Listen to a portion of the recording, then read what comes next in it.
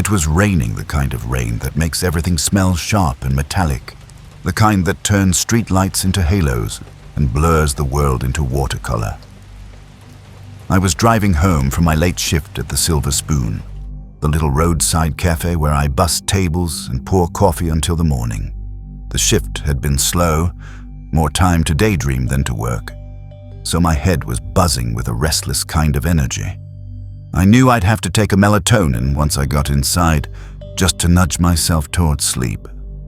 My route home is one I've driven 1,000 times. Hollow Lane by daylight is almost pretty. A long ribbon of road, a few scattered lanterns, the occasional strip of shops. But at night, it felt like you were threading a needle through the dark. Little clusters of neon from family-owned storefronts punctuate stretches of nothing. By nothing, I mean trees. Thick, press your face against the glass forest that swallows sound. Under one of those lonely lamps by the rundown lot of Marco's Deli, a woman stood in the rain with her arm out, palm shaking like a tiny semaphore. I slowed. She was under the pool of light, clutching herself against the downpour. Up close, she looked older than the first impression suggested. Late 40s, maybe early 50s. Tall, unnaturally thin in a way that made her joints look like knots under skin. Her clothes were sodden, plastered to her frame. Rain turned hair into a dark, heavy veil. When I rolled my window down and called, "Do you need a ride?" she shuffled over to the passenger door and opened it without hesitation, thanking me like I'd handed her the moon. "Just to town," she said. Her voice was small and high, like it didn't quite belong to someone of her size. Water dripped off her sleeves and splashed across my upholstery. Something about her mouth snagged at me. There were gaps where teeth should be, missing in a way that gave her smile a ragged, incomplete quality.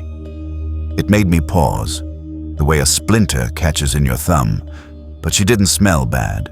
She didn't look like someone living on the streets. The rain washed whatever clues there might have been away. She kept smiling, that strangely bright, unthreatening smile. I told myself I was being ridiculous. I'd rather pick up a stranger soaked and shivering than leave them on Hollow Lane with the trees watching. We pulled up at the corner with the only gas station for miles. Beacon Fuel, because I might as well fill up. I offered to get her something from the mini-mart. She waved me off. "No, sweetheart. I'm fine." While I went inside, grabbed a couple of cans for the weekend and paid the attendant, I felt foolishly proud of myself. A small, decent deed for the week. When I came back, she was gone. The lot was tiny, a couple of pumps and a fluorescent lit storefront. There were puddles and the scent of gasoline and nothing else. She had simply vanished, leaving the rain to carry the shape of her away. Part of me felt like an idiot for worrying, but another part felt a thin ribbon of relief. I filled the tank and left, tapping my fingers on the wheel until the rhythm matched the windshield wipers. My apartment is the ground floor of an old duplex, the kind where the main door into the foyer is usually left propped open like an invitation, and the two inner doors, the upstairs and downstairs units, are bolted. Upstairs lived a man who kept odd hours. We nodded in passing. I let myself in, shook the rain from my coat on the mat, and set my things on the counter. I wasn't tired enough to fall immediately into sleep, so I took a melatonin anyway, expecting to be gone in an hour. Sleep did not come easy. My thoughts kept circling back to the woman at the side of the road, her smile, the gaps in her teeth, the way she had thanked me as if I'd done something heroic. At times, I heard soft sounds, the kind you convince yourself are the neighbor above shifting in his sleep, and I told myself not to be paranoid. I wished later that I'd been more suspicious. I woke in the dark of my bedroom in a way that felt wrong. Melatonin usually sinks me under like a lake. Tonight it left me drowsy and raw. Thirst pulled me upright and I reached for the bottle on the nightstand. The room smelled faintly of detergent and rain left on clothes. That's when I saw it. A shape crouched in the furthest corner behind the dresser, knees pulled up, body small and hunched as if waiting for permission to breathe. My first instinct was to think I was dreaming. I shook my head hard enough to make the curtains rustle and even pinched my own arm until the sting spread. The figure moved. It rose slowly, limbs uncoiling like a marionette whose strings had been eased. It walked out of the corner with a silence so complete I could hear the air itself holding its breath. No chair creaked. No floorboard announced it. The sound of its movement was a theft. Everything in the room went quiet as if the world were trying not to wake. I didn't scream. I didn't throw the lamp or bolt for the door. I sat on the bed, chest frozen, eyes watering with that stupid, helpless hope that if I didn't look at it, it would dissolve. The figure left the room and the house as if stepping through a door that made no noise. For a beat that stretched into something like a small year, the apartment remained utterly still. Not a footstep, not the whisper of a closing door. My brain scrambled. Had I staged this in a half-asleep haze? Had I imagined the whole thing? I called my father like a child calls a parent from a bad dream. He picked up, bleary and confused, and when I told him what had happened, he tried to be reasonable. "You probably had a night terror," he said. "You were dreaming, honey. Try to calm down." I stayed on the line anyway, clinging to his voice like a raft, while I forced myself to get out of bed and flip on the living room lights. The apartment was empty. I checked every corner, every closet, even the bathroom.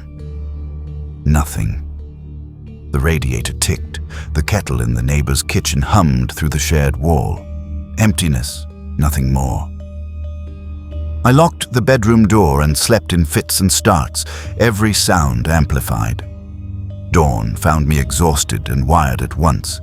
I made coffee like an automaton, dressed for the gym, and when I went to open the foyer door to head downstairs, I felt my stomach drop. The main door was unlocked. Not ajar, not latched. It was open as if someone had decided to let themselves out. For a second, I stood with the mug in my hand and thought of the woman by the road, the way she disappeared at the pumps. Panic is a cold thing that spreads sideways. I told myself to breathe and to look around, to confirm logic. I went out to the car to shove my gym bag into the rear seat, and the proof of last night hit me like the slap of cold air. The upholstery was streaked with damp, yellow-brown stains, like old tea spilled across fabric. My old blanket that I kept in the back, the one I liked to drape over my knees on long drives, was gone. A small, helpless cry hovered in my throat. The pattern snapped into place with a clarity that made my skin crawl. She must have climbed into the back while I was inside the store, slipped out without making a sound, and then found her way into my place. How had she opened the foyer? Had I actually left it unlocked? Had she watched me the whole time, waiting for the right moment? I called my father again, voice shaking, asking what to do. He told me coldly practical things. Check if anything is missing, call the police if something was taken, and in the same breath said the sort of thing that made me feel ridiculous. If nothing was stolen, there wasn't much they could do. I checked my apartment with a trembling thoroughness, finding nothing else missing except for the blanket and the awful, unmistakable feeling that someone had been inside my life without my permission. I skipped the gym. I didn't go out for days. The apartment that had once been a refuge felt like a stage where someone else had been rehearsing. Every shadow looked like a pair of bent shoulders. Every rustle in the vents sounded like slow footsteps. For a month, I kept my lights on and my keys between my fingers like a talisman until my nerves and my pride forced me into motion. I told myself that moving would be the real solution. That a new lock, a new hallway, a new number would scrub the place clean. I found another flat after a few weeks, signed a lease with hands that refused to stop shaking, and packed the things I could carry. I left the blanket behind in the back of the car, the ghost of its absence pressed against me like an accusation. I never saw the woman again, but sometimes, On nights when the rain is steady and the street lamps blur into halos, I dream of a tall, thin silhouette standing under a lamp, with her arm out, smiling with the holes in her mouth like an unfinished sentence. I wake with the taste of copper in my throat, and the slow certainty that some small, private part of the world can open for anyone, and that there are doors we think are locked that are only waiting for someone patient enough to try them. There's a small, hidden pond not far from my place out in Red Brook Valley. A spot so tucked away that you can walk there and feel like you've stepped into a secret. I've been fishing Crow Creek Pond since I moved here. It's private, off any road, hemmed in by pines so tight the wind never quite reaches the water. I liked leaving my kayak there, propped against an old oak that's so wide you could lose a person in its shadow. It made sense. Lugging that stubborn hull back and forth through the house felt like punishment, and I always covered it so mice or raccoons wouldn't claim it as a bed. One summer evening I was out on the water, the kind of dusk when the sky bleeds to gray and the trees become silhouettes.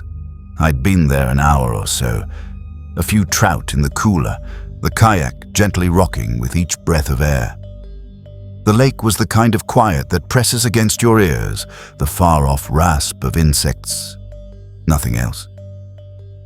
Then I heard it, a sound at the edge of the marsh, the sick little clink of wood on earth.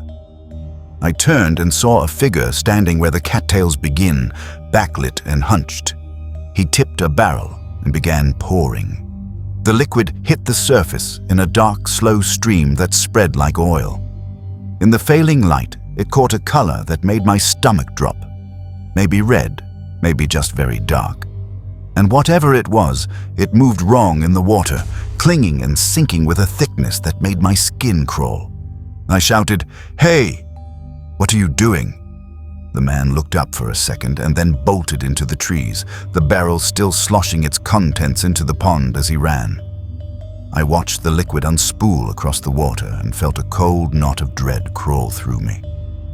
I'm the kind of person who can't ignore trash or deliberate harm to the woods. The idea of someone spoiling that place felt like an insult, so I wanted to call it into the state environmental folks right away. I paddled back to my usual spot, lifted my gear out, and began covering the kayak when something snapped. A crisp, close sound like a twig crushed under a boot. It landed in the middle of me, somewhere between adrenaline and the urge to flee. I was halfway through the top when I decided not to stand the kayak up against the oak like I always did. I left it on the ground, covered, and walked faster than I'd ever walked back toward the lane, the path's scent of wet earth and pine needles suddenly menacing. I kept glancing over my shoulder, certain something was moving where the trees met the dark. Back at the house, I shoved the cooler in the shed and locked the door faster than I ever usually did. I rinsed the trout and tucked them into the fridge. I'd be cooking them tomorrow, and heated some leftovers. No sooner had the microwave beeped than there was a knock at the front door. My heart slammed into my ribs. The knock came again, harder this time, and a voice near the window. "Excuse me, I think I saw you at the pond earlier. I just want to explain. All the lights were on inside. My car sat in the drive. Whoever it was knew I was home. I didn't open the door. I drew the blinds tighter and called the non-emergency police to report the dumping and the knock, and I filed an online complaint with the environmental agency. Talking to someone, doing something, steadied me a little, but I stayed on edge. At around 2 in the morning, the sound that woke me was not a dream. A crash downstairs like someone colliding with glass. I grabbed my pistol from the closet out of habit, an ugly, practical habit in a place with empty roads and thin cell service, and moved to the bedroom doorway. I could hear soft, cautious footsteps on the old wooden stairs. They creaked in a rhythm meant to be invisible, and then the knob of my bedroom door turned slowly, like someone testing the world to see if it would notice. A silhouette slipped into the doorway, black against the pale night. I clicked the lamp on and shouted for him to get on the ground, pistol leveled. For a moment he froze, hands raised in a calm, almost careful way, as if he wanted to talk me down. In his hand glinted something small and sharp, a folding blade, nothing big enough to do anything cinematic with, but enough to send a message. I told him to drop it. He said in a low, steady voice, "I'm leaving," and then, as if deciding the moment was right, he turned and fled down the stairs. I chased him until I saw the front door swing open and the night swallow him. The living room window was shattered, a jagged moon of glass on the floor, curtains limp, the midnight air suddenly full of sharp, glittering edges. I locked the door and called 911. When the officers arrived, I walked one of them down to the place on the shore where I'd seen the barrel. We combed the bank, puddles, flattened grass, nothing left of the container. Whoever had been there had been cautious, practiced. I gave the police my description: a short, bearded man with a receding hairline, glasses, wearing a dark flannel and trousers. They took my statement, photographed the broken window and the path of disturbed earth along the pond. Still, there was no barrel, no obvious trail. After they left, I sat in the living room all night with the pistol on the coffee table and the TV's flicker doing a poor job of pretending everything was okay. My brothers helped the next day. One stayed with me for a few nights. The other rode with me to the hardware store to get glass and fasteners. We boarded up the break and replaced the panes. It felt better to hammer and measure, to fill the air with the business of repair. But the fix didn't stitch up the feeling of a line crossed. I kept thinking about the liquid, the way it hung in the pond and sank. I imagined all sorts of terrible things because the mind tries to make a pattern out of randomness. Maybe it was chemicals.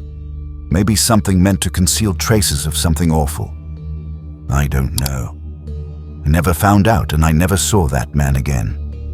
But there are nights when the rain comes down hard and the lamp across the lane throws a pale ring on the wet pavement. And I remember the slow pour into the water and the quiet, practiced way someone can move through your life and leave a stain.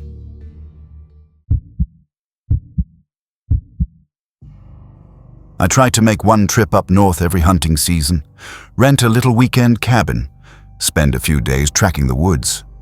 Buying a place never made sense. It's just for that one trip each year, and I'm not exactly a veteran hunter.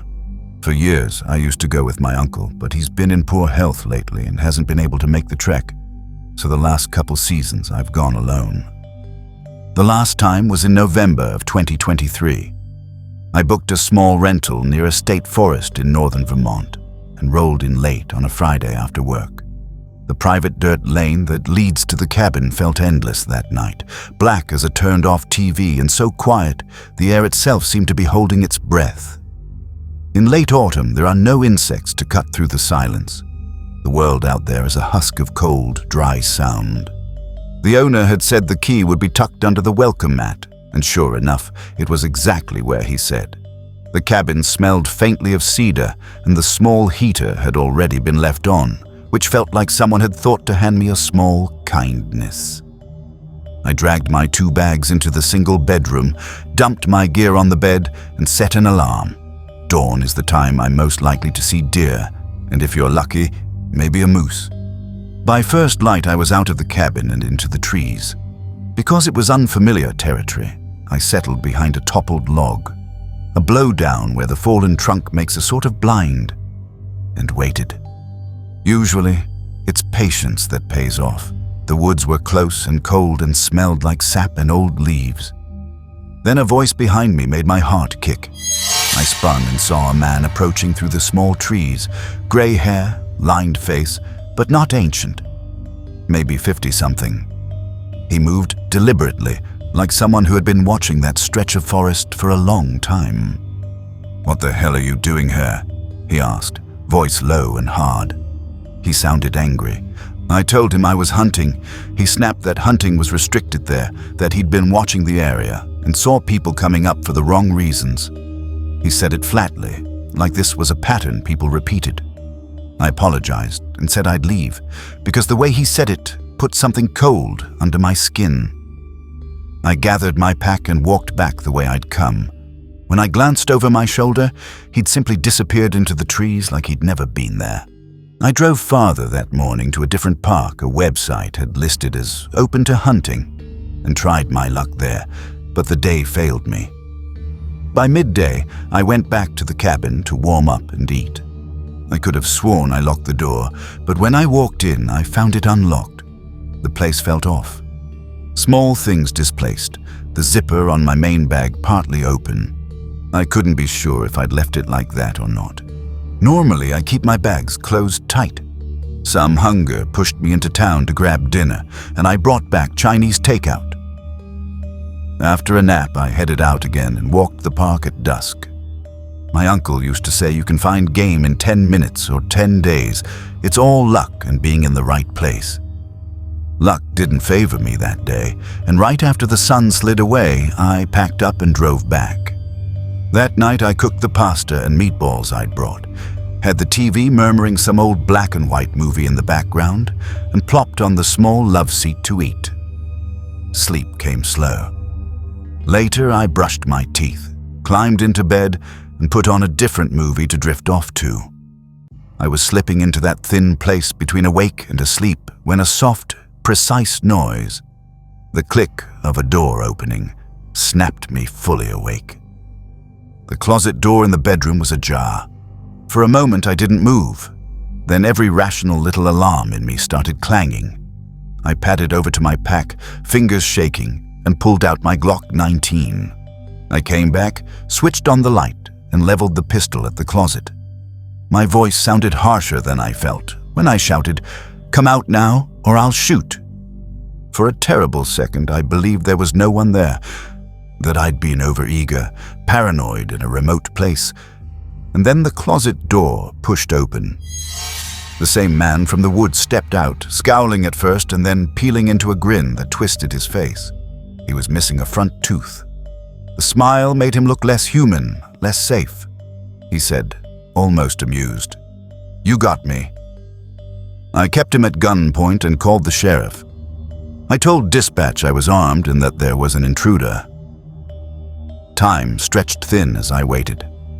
His voice wound on about people who come up from the city and have no respect for the woods, as if that justified anything. I didn't engage. I kept the Glock pointed and watched for the deputies. When the sheriff's deputies finally arrived, it was an obvious arrest for breaking and entering. He claimed the door had been unlocked. The rental owner later told the officers there were no spare keys hidden, and insisted he'd never left it unsecured. In the rush of paperwork, the owner seemed more worried about whether any of his things had been touched than about the fact someone had been in my cabin. He even blamed me for the situation, which felt like salt in a wound.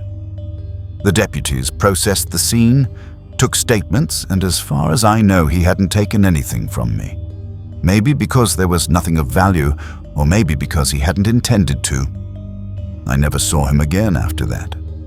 I don't know whether he'd slipped in quietly while I was out that day, or whether the door had actually been left unlocked, or if he had some other way of getting in. All I know is how small and exposed the place felt while he stood there smiling with that missing tooth. Afterward, my hands wouldn't stop shaking. I'm grateful I was on a hunting trip and had my firearm with me. It's a sour comfort, but a comfort nonetheless. The whole thing left a taste like cold metal in my mouth. The knowledge that the woods you think belong to you can contain people who move differently, who watch and wait.